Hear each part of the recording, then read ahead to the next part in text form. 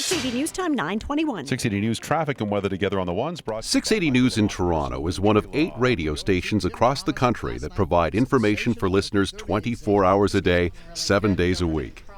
There are also all news stations in Vancouver, Calgary, Ottawa, and news talk stations in Kitchener, Moncton, St. John, and Halifax. While they are spread across the country, from coast to coast, one thing they all have in common is John Hinnon. John Hinnon's broadcasting career began at Humber College.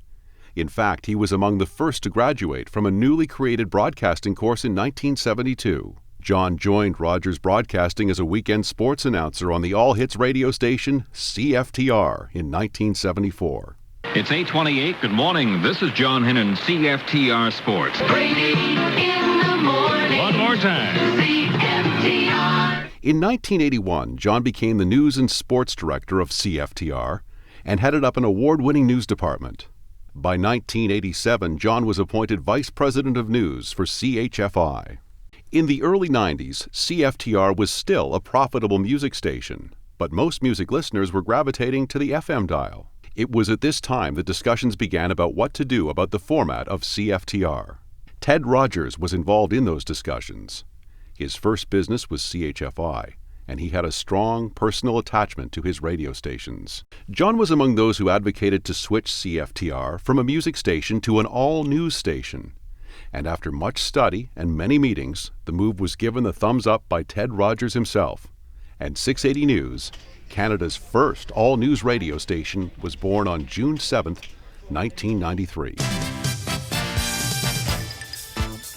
Just 3 years later, in 1996, John helped to establish the country's second all-news radio station, News 1130 in Vancouver. John then helped to launch 2 more all-news stations, 660 News in Calgary in 2005 and 1310 News in Ottawa in 2010. He also helped to design and launch news talk radio stations in Kitchener, Moncton, St. John, and Halifax. Along with his duties at Rogers, John also took on leadership roles with the RTDNA. During the 1980s, he was president of RTDNA Canada. John was also an international board member of the RTDNA, where he was able to rub elbows with people like the legendary Walter Cronkite. As a vice president with the Ontario Association of Broadcasters, John has played a key role in developing the Amber Alert program in Ontario. This is an Amber Alert. In the old criteria, that police would have to confirm that an abduction had taken place. With the new rules, it basically says that police have to believe an abduction has taken place. John has also been a strong supporter of the annual Ontario Association of Broadcasters Roundtable, where broadcast students have the chance to meet one-on-one with broadcasters to get advice and give them a head start in getting their careers launched. As part of his commitment to future broadcasters, John is currently a member of the Seneca College Advisory Board. He's also been a member of the advisory committee at Humber, his alma mater, where he was inducted into the Humber College Hall of Fame in 2008.